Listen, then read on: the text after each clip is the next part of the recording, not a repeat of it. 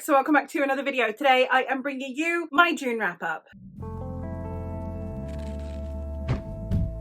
In the month of June, I managed to read not only a load of books, but a load of really great books. And I'm excited to talk to you guys about everything that I read. I did select the series that I read this month based on the fact that it's Pride Month. But aside from that, I think I've only read 2 other potentially queer books, which is not the best, but we move. I had a lot of book club stuff going on. I had a buddy read with my spouse, which we'll get into. Let's just get into the books. I am going to start out with the book that I read for June 10th, and that is The Chaos Wielder by A.E. Cosby. This is a smutty sci-fi fantasy-ish book in which we are following a young woman who used to be part of this like elite military force. However, she goes into a fake state, which is basically like a state of unconsciousness that happens due to mental health. So it meant that she really couldn't continue on in this force. So now she does things like street brawling, and she's also a bounty hunter. She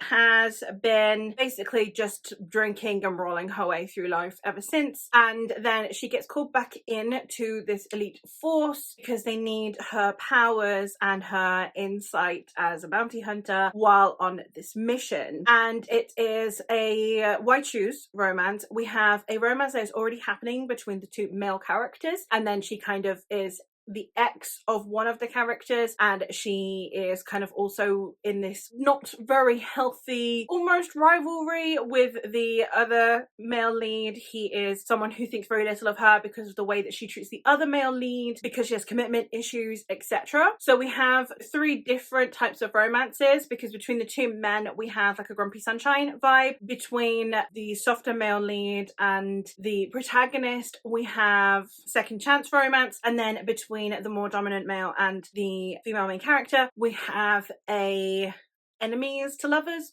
setup. So lots of good tropes in there. The smut was fun. I had a good time with this one. I ended up giving it 4 stars. I will definitely continue the series. I do think that the pacing could have potentially been a bit tighter, especially for smut, because I don't want there to be a huge amount of time in between sex scenes when I'm reading smut. Like, obviously I want there to be plot, but also I don't want to read like, I don't know, I think it was like nearly 100 pages before we got into like some proper smut, and that's really not what I'm signing up for, weirdly enough. So as much as if you are more of like a plot based reader, this would potentially be more your vibe, but because I'd seen it on lists with a lot of the other smut that I've read that kind of just gets straight into it because you know what you signed up for, it took me a while to get into this one. There was a lot set up for the characters in the world though, so it is a lot more in depth than you would normally get within erotica, so do bear that in mind as well, for better or for worse. Once I got my head around the fact that this is a fantasy / sci-fi book that has a lot of smut in it instead of it just being purely erotica, then once I adjusted my expectations, it was a really good time.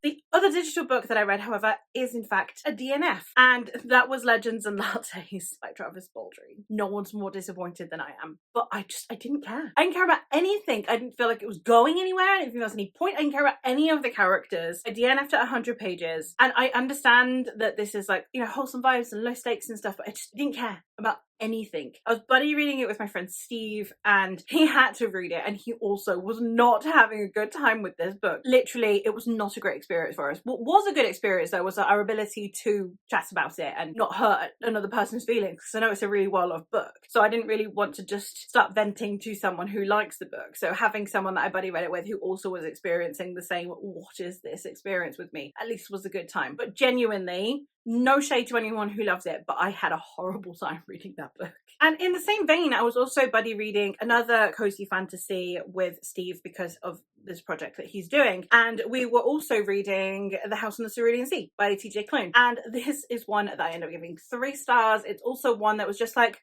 fine. And it's not that I don't like cozy fantasy, is the thing. Like, if this was my taste test, if it was just I have not read any other cozy fantasy and therefore I just would assume that I don't like cozy fantasy based on these 2, but I love Miss Percy's Pocket Guide, which is also cozy fantasy, so I just don't like really popular cozy fantasy. I feel like I'm being like really like not like other girlsy with these 2, because it's just like, this was fine. I didn't mind finishing this one. Like, I didn't feel compelled to DNF, but I just didn't feel very strongly about this one. one at all, and that is a real shame. I've just realized that I haven't told you what either of these are about, but like Legends and Lattes, it's literally about opening a coffee shop. Like, there is nothing more to it. And this is about a social worker who works with like magical children, and it's kind of like got those X-Men vibes of just like kids need to not really be part of society if they're magical. And then he goes to this orphanage where the like more dangerous kids are living, and he needs to go see if it's viable for this place to stay open. And yeah, I mean, it was fine. I did not really buy into the love interest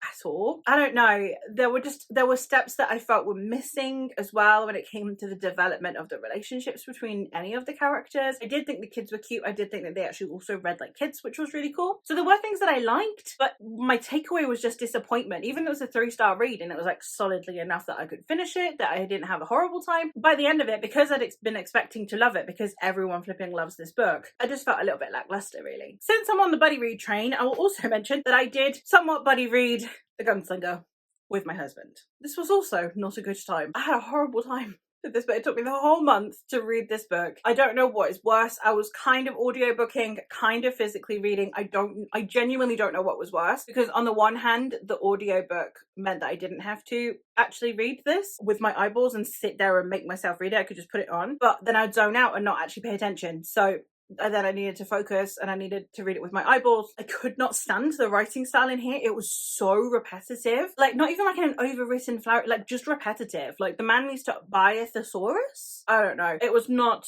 a good time for me.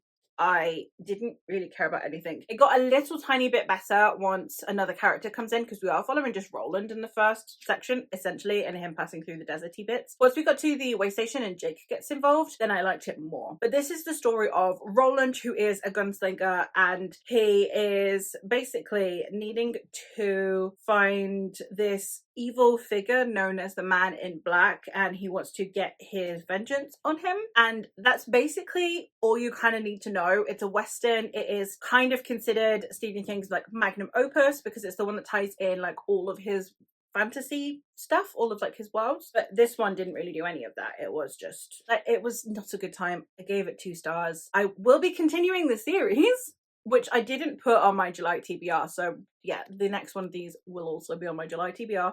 So I'm continuing, but only because I love my husband. Continuing past the buddy reads, I might as well go straight into the book club picks. This month's Temeraire book was The Empire of Ivory, which is book 4 in the Temeraire series. The Temeraire series is basically the Napoleonic Wars, but with dragons, and in it we are following Captain Will Lawrence, whose ship captures a French vessel, and when they take over it, they happen to find a dragon egg. And with dragons being an invaluable resource to the war effort, someone has to bond with this dragon since it is about to hatch and they will not make it to shore in time. Will takes the hit and he becomes the new companion to the fighting dragon Temeraire. This one was my favorite in the series so far, irrefutably. It had so many discussions. It was a lot more action-packed than the previous ones, despite the fact that there is less actual action in a way. Like, this is probably the least, well, not maybe the least, that's probably the second one, but like, for a book that is about war, it's about also the impact of war. It's not just lots of battle scenes. It's not a military fantasy. It is an epic fantasy in that sense, where it's talking about the repercussions that this war has on the world. We have discussions around British imperialism that was taking place during the time period, and this one is the one that is specifically set in Africa. So as you can imagine, a lot of discussions can arise from this, and I really liked where this one was going. Obviously, I can't talk to you about it because spoilers, but there were definitely elements that were added in here that definitely felt like this is in the next section of the series. This is a 9-book series, and with it being book 4, we're kind of into that middle section now where things are amping up, and you can really feel that with this one. And yes, my favorite book in the series so far. And the other buddy read that I partook in is the one that's hosted by the brothers Gwyn over on their channel, and we are reading the Of Blood and Bone series by John Gwyn, with the first book being A Time of Dread. I actually only read this in the last few days of the month, so it's very fresh in my mind. Controversially, I actually think I might like this series more than The Faithful and the Fallen. Now, that genuinely might be because I am already familiar with the world and I have all the nostalgia that is attached to the world. We have mentions of characters from the original series in here. This takes place 100 years after The Faithful and the Fallen, and this has obviously I don't want to talk to you about this one too much, because I do think that even the synopsis of this one kind of gives you an understanding of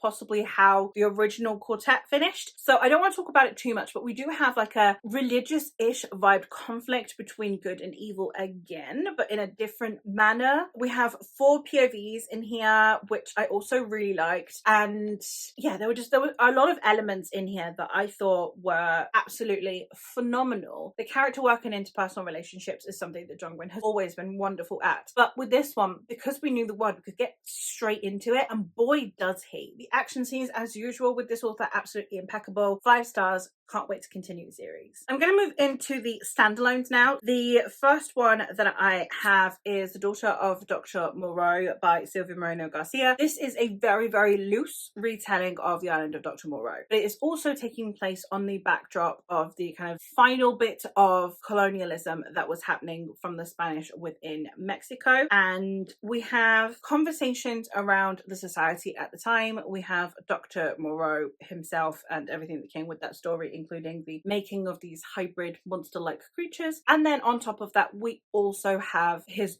daughter and it all from her perspective. And I really enjoyed this. I really like the way that Silvia Moreno Garcia plays with her characters and her time periods. I think that this was a really good addition to her back catalogue, and I'm glad that I read it. I'd say Gods of Jade and Shadow was still my favourite, but I do think this is probably a close second now. I like the way that we discussed what monsters are. I like the way that we discussed human hubris as well, and also whether or not a parent has ownership or a say over their child. And there were just lots of discussions that were had in here that I think were handled in a really interesting way. As much as I am not fussed about The Island of Dr. Moreau, like, it was fine, I am really glad to have read this one. Last standalone that I read this month had me absolutely sobbing. Another 5-star read. Absolutely loved this book with my whole heart, and I knew I would because I know my taste. And that was A Sword of Bronze and Ashes.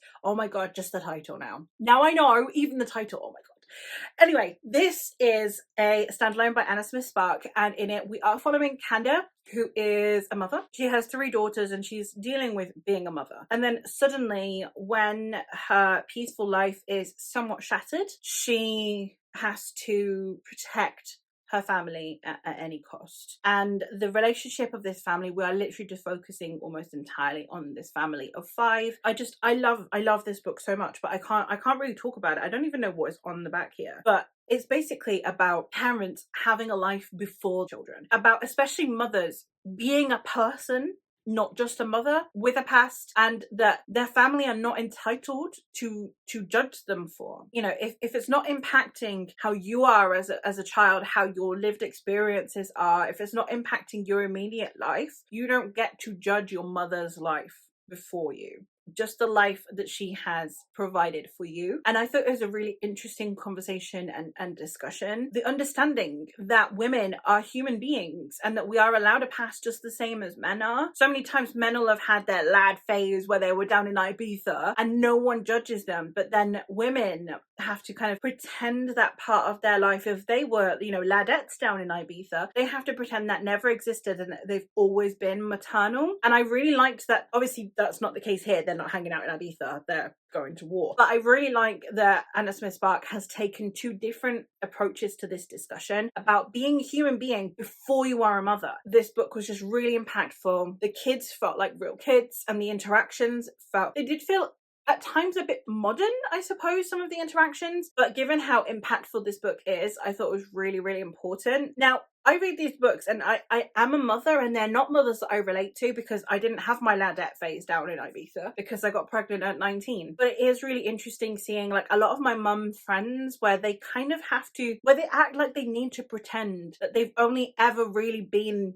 a mother in terms of the vibe they give off. They didn't have a life before being a mother, and I really like that this book is tackling that head on. And the last thing I have to talk to you about is the series I read this month, which was, of course, the Chorus of Dragons series by Jen Lyons. This is a 5-book series. I gave every single one of these books 5 stars. Every single one of these characters that I love lives in my soul. It's a new favourite series. It will definitely be on my favourite series ever list. I don't know where exactly it will rank yet. I don't want to have to make that decision yet. I'm procrastinating on it. But I love this series so much.